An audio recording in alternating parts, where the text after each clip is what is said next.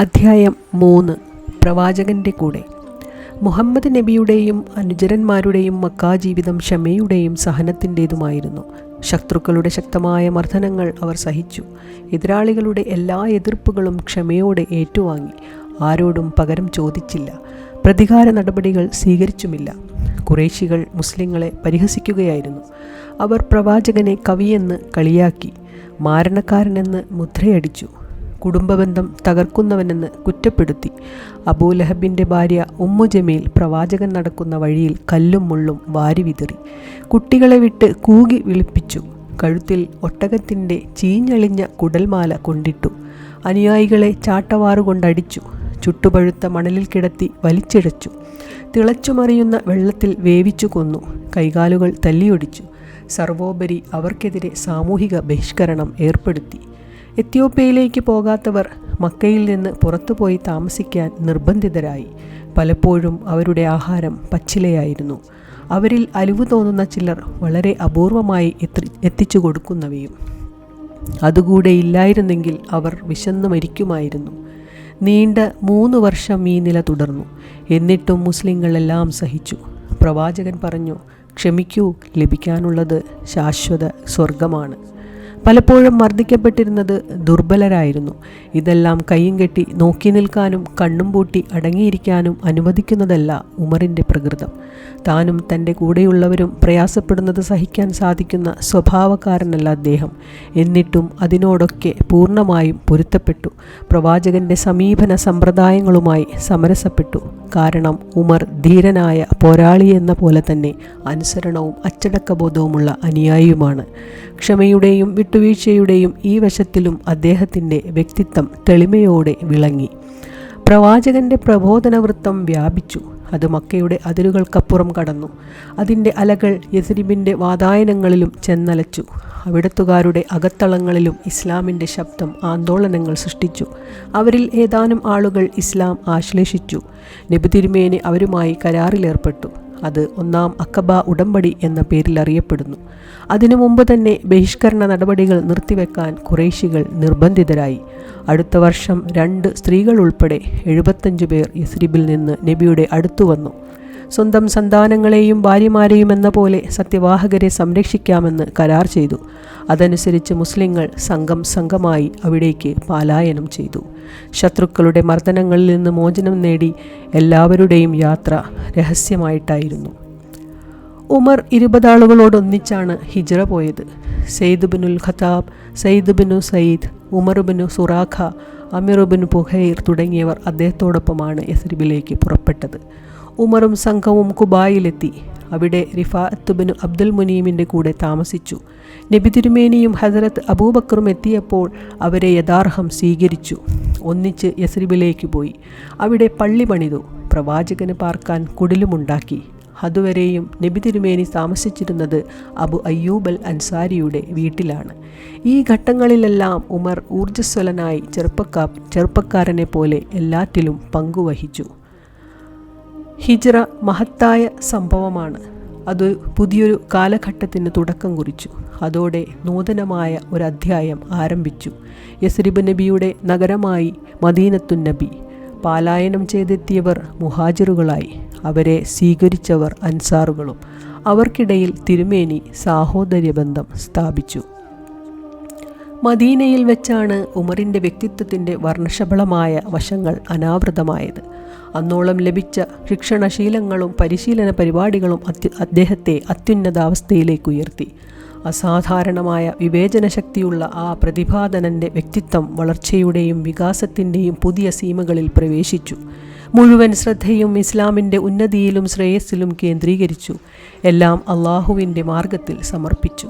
മുസ്ലിങ്ങളുടെ ശക്തിയും സ്വാധീനവും സ്ഥൈര്യവും മനസ്സിലാക്കിയ മദീനയിലെ ജൂതരും ക്രൈസ്തവരും നബിയുമായി സന്ധിയിലേർപ്പെട്ടു. എങ്കിലും അവർ ഇസ്ലാമിനെതിരെ പലതരം ഗൂഢാലോചനകളിൽ മുഴുകി. അവയെ തകർക്കാനും തങ്ങളുടെ സുരക്ഷിതത്വം ഉറപ്പുവരുത്താനും മുസ്ലിങ്ങൾക്ക് ജാഗ്രത പുലർത്തേണ്ടി വന്നു. ഈ രംഗത്ത് ഉമറിൻ്റെ സേവനമാണ് നബി മറ്റാരുടേതിനേക്കാളും ഉപയോഗപ്പെടുത്തിയത്. മുശ്രിക്കുകൾ മുസ്ലിങ്ങളോടുള്ള ശത്രുത അവിരാമം തുടർന്നു. അത് പരസ്പര പോരാട്ടത്തിൻ്റെ രൂപം സ്വീകരിച്ചു. മുസ്ലിങ്ങൾ പ്രതിരോധിക്കാൻ നിർബന്ധിതരായി. യുദ്ധ പശ്ചാത്തലം ഉരുണ്ടുകൂടി. ബദറിൽ ഏറ്റുമുട്ടാനുള്ള സാധ്യതകൾ അടുത്തുവന്നു. മുസ്ലിങ്ങൾ 313 പേരാണുള്ളത്.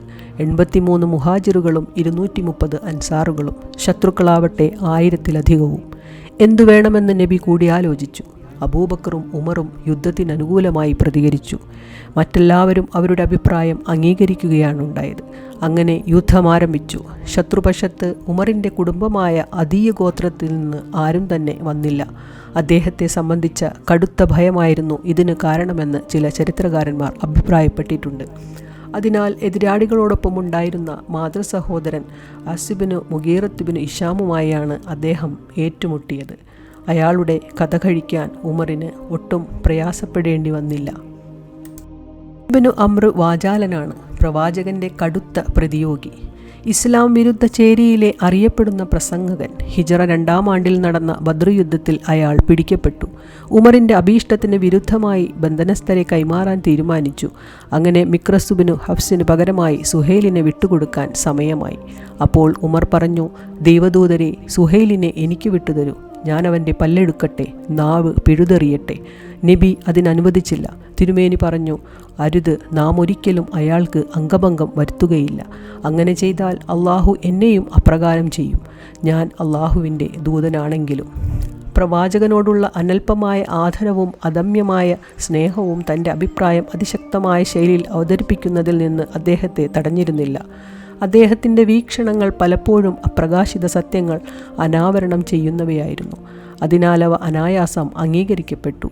എന്നാൽ അതിതീവ്രമെന്ന് തോന്നിക്കുന്ന ചിലതെല്ലാം പൂർണ്ണമായും നിരാകരിക്കപ്പെടുകയും ചെയ്തു. എങ്കിലും അതൊന്നും ഉമറിനെ അല്പം പോലും അലോസരപ്പെടുത്തിയില്ല. ബദറിനു ശേഷം 1 കൊല്ലം കഴിഞ്ഞു. ഇസ്ലാമിൻ്റെ പ്രതിയോഗികൾ പ്രതികാരത്തിനൊരുങ്ങി. അവർ സമരസജ്ജരായി പുറപ്പെട്ടു. വിവരമറിഞ്ഞ മുസ്ലിങ്ങൾ ഫലപ്രദമായ മാർഗമേതെന്ന് ആലോചിച്ചു. പോരാട്ടം മദീനയ്ക്ക് പുറത്തു വെച്ചാവുന്നതാണ് ഗുണകരമെന്നായിരുന്നു പ്രമുഖ സ്വഹാബികളുടെ അഭിപ്രായം. അബൂബക്കറും ഉമറും ആ വീക്ഷണക്കാരായിരുന്നു. അവസാനം അത് അംഗീകരിക്കപ്പെട്ടു. എല്ലാവരും ഒരുങ്ങി പുറപ്പെട്ടു. ഇസ്ലാമിക സേന ഉഹുദിലെത്തി. അവിടെ 3000-ലധികം വരുന്ന ശത്രുക്കളുമായി ഏറ്റുമുട്ടി. അവരുടെ അംഗസംഖ്യ 700-ൽ അധികമായിരുന്നില്ല. പ്രഥമഘട്ടത്തിൽ വിജയം വിശ്വാസികൾക്കായിരുന്നു. ശത്രുക്കൾ പിന്തിരിഞ്ഞോടി. അതോടെ മുസ്ലിങ്ങൾ, മുജാഹിദുകൾ സമരാർജിത സമ്പത്തുകൾ ശേഖരിക്കാൻ തുടങ്ങി. മലമുകളിൽ കാവൽ നിൽക്കാൻ നിർദ്ദേശിക്കപ്പെട്ടിരുന്നവർ ഇത് കണ്ട് താഴേക്കിറങ്ങി വന്നു.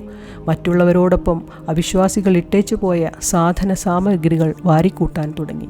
യഥാർത്ഥത്തിൽ ഇത് പ്രവാചക കൽപ്പനയ്ക്ക് വിരുദ്ധമായിരുന്നു. നിർദ്ദേശം ലഭിക്കുന്നതുവരെ മലമുകളിൽ നിന്ന് മാറരുതെന്നായിരുന്നു തിരുമേനിയുടെ കൽപ്പന. എതിരാളികൾ സന്ദർഭം ശരിക്കും ഉപയോഗപ്പെടുത്തി. പെടുന്നനെ പിന്നിൽ നിന്ന് ആക്രമിച്ചു. മുസ്ലിം അണി ഛിന്ന ഭിന്നമായി. പലരും പേടിച്ചോടി. നബി വധിക്കപ്പെട്ടുവെന്ന വ്യാജവാർത്ത അവശേഷിക്കുന്നവരെ അമ്പരപ്പിക്കുകയും ചെയ്തു. എന്നാൽ അപൂർവം ചില അതികായകന്മാർ അവിടെ ഉറച്ചു നിന്നു. അവർ പ്രവാചകന് ചുറ്റും കൂടി നിന്ന് എതിരാളികളുടെ എല്ലാ ആക്രമണങ്ങളിൽ നിന്നും അദ്ദേഹത്തെ രക്ഷിച്ചു. ശത്രുക്കളോട് ശക്തിയായി പെരുതി. മുഹമ്മദിനെ വകവരുത്താനുള്ള ഉബയ്യ് ഖലഫിൻ്റെ ശ്രമം പരാജയപ്പെട്ടു. തിരുമേനിയുടെ പല്ല് പൊട്ടിക്കാനും നെറ്റിയിൽ മുറിവേൽപ്പിക്കാനും പ്രതിയോഗികൾക്ക് സാധിച്ചു. പ്രവാചകനെ രക്ഷിക്കാൻ ജീവൻ പണയം വെച്ച് പൊരുതിയവരുടെ കൂട്ടത്തിൽ ഉമറുണ്ടായിരുന്നു. ായുള്ള അടുപ്പവും ആദർശബന്ധവും അവരുടെ കുടുംബങ്ങളെ വൈവാഹിക ബന്ധത്താൽ കൂട്ടിയിണക്കി. ഉമറിൻ്റെ മകൾ അഫ്സയെ ആദ്യം കല്യാണം കഴിച്ചത് ഖുനൈസ് ബിനു ഹുദാഫയായിരുന്നു. ആദ്യകാല മുസ്ലിങ്ങളിൽ ഒരാളായ അദ്ദേഹം ബദർ യുദ്ധത്തിനു മുമ്പ് ഇഹലോകവാസം വെടിഞ്ഞു. പിന്നീട് 7 മാസത്തിനു ശേഷം നബി തിരുമേനി അവരെ വിവാഹം കഴിച്ചു.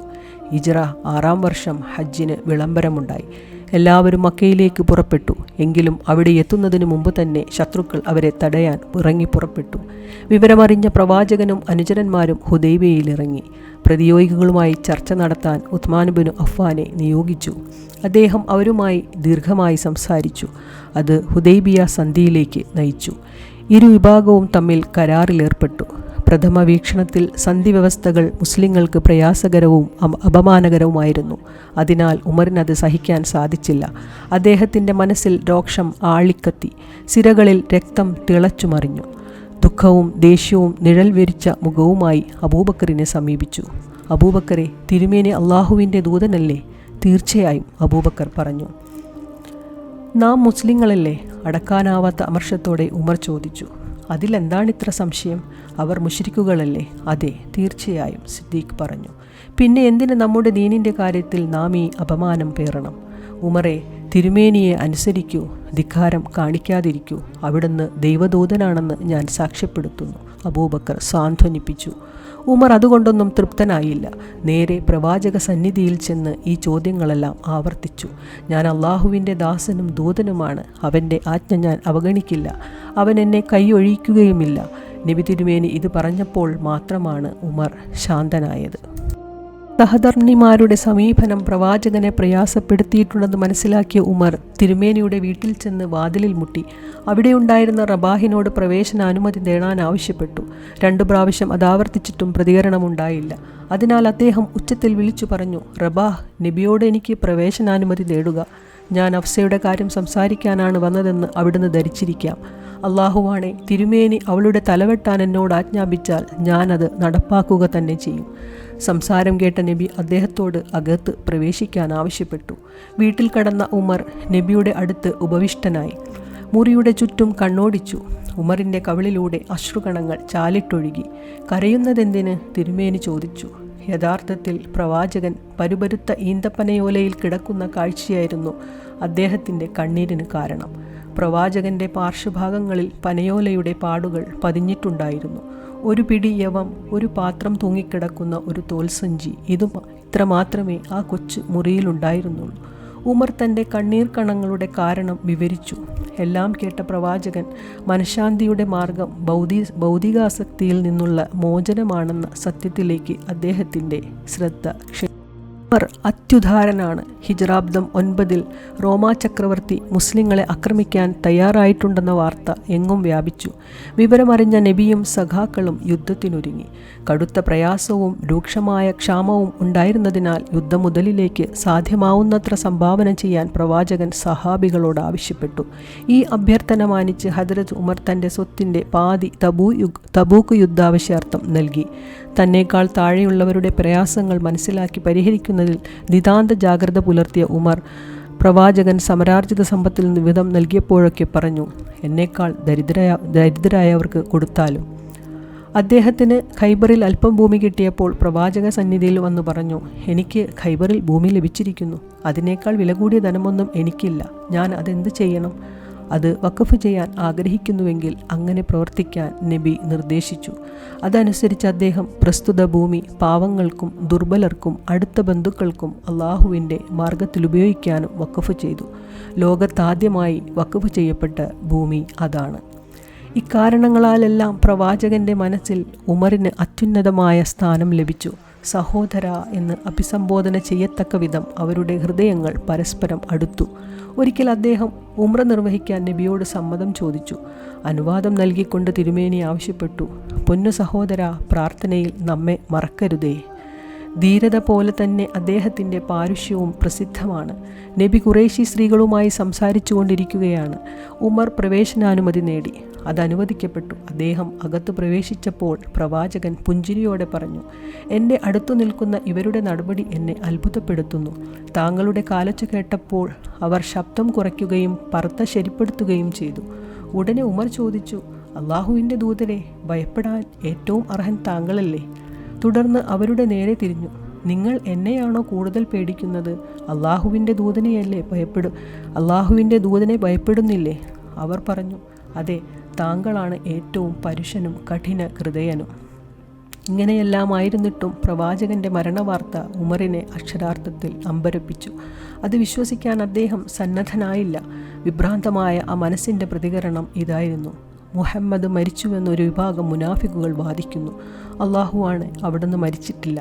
ഇമ്രാൻ്റെ പുത്രൻ മൂസ പോയതുപോലെ അദ്ദേഹവും ദൈവസന്നിധിയിലേക്ക് പോയിരിക്കുകയാണ്. അദ്ദേഹം 40 നാൾ തൻ്റെ ജനതയിൽ നിന്ന് മറഞ്ഞിരുന്നു. പിന്നീട് തിരിച്ചു വന്നു. എന്നാൽ ജനം പറഞ്ഞു അദ്ദേഹം മരിച്ചുവെന്ന്. അതിനാൽ മൂസ മടങ്ങി വന്ന പോലെ നബിയും വരും. തിരുമേനി മരിച്ചുവെന്ന് വാദിക്കുന്നവൻ്റെ കൈകാലുകൾ തീർച്ചയായും ഛേദിക്കപ്പെടുക തന്നെ ചെയ്യും. ഉമറിനെ സമാശ്വസിപ്പിക്കാനും സത്യം ബോധ്യപ്പെടുത്താനും മുഗീറ നടത്തിയ ശ്രമം വിഫലമാവുകയാണുണ്ടായത്. എങ്കിലും അധികം താമസിയാതെ അബൂബക്കർ സ്ഥലത്തെത്തി.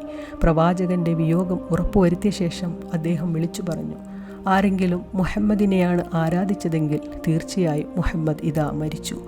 ആരെങ്കിലും അള്ളാഹുവിനെയാണ് ആരാധിക്കുന്നതെങ്കിൽ അവൻ മരണമില്ലാത്തവനും എന്നെന്നും ജീവിക്കുന്നവനുമാണ്. തുടർന്ന് ഖുർആൻ സൂക്തം പാരായണം ചെയ്തു. മുഹമ്മദ് ദൈവദൂതനല്ലാതൊന്നുമല്ല. അദ്ദേഹത്തിന് മുമ്പ് പല പ്രവാചകന്മാരും കഴിഞ്ഞു പോയിട്ടുണ്ട്. അതിനാൽ അദ്ദേഹം മരിക്കുകയോ വധിക്കപ്പെടുകയോ ചെയ്താൽ നിങ്ങൾ പുറകോട്ട് പിന്തിരിഞ്ഞു പോവുകയോ ആരെങ്കിലും അങ്ങനെ ചെയ്യുന്ന പക്ഷം അത് അള്ളാഹുവിന് ഒരു ഉപദ്രവവും വരുത്തുകയുമില്ല. നന്ദി കാണിക്കുന്നവർക്ക് അള്ളാഹു പ്രതിഫലം നൽകുക തന്നെ ചെയ്യും. അബൂബക്കറിൻ്റെ വാക്കുകളും ഖുർആൻ വചനങ്ങളും ഉമറിന് ബോധോദയമുണ്ടാക്കി. അദ്ദേഹം അള്ളാഹുവിൻ്റെ മുമ്പിൽ പ്രണമിച്ചു. ആ ദിവ്യവചനം മുമ്പൊരിക്കലും കേട്ടിട്ടില്ലാത്ത വിധം അദ്ദേഹത്തിൻ്റെ അന്തരംഗത്ത് ചലനങ്ങൾ സൃഷ്ടിച്ചു. ഒരു കൊച്ചുകുട്ടിയെപ്പോലെ ഉമർ വ്യതിതചിത്തനായി വിലപിച്ചു. ധീരനും കരുത്തനുമായ ആ യോദ്ധാവ് പ്രവാചക വിയോഗത്തിനു മുമ്പിൽ പകച്ചു നിന്നു, ഇടിവെട്ടേറ്റ പോലെ.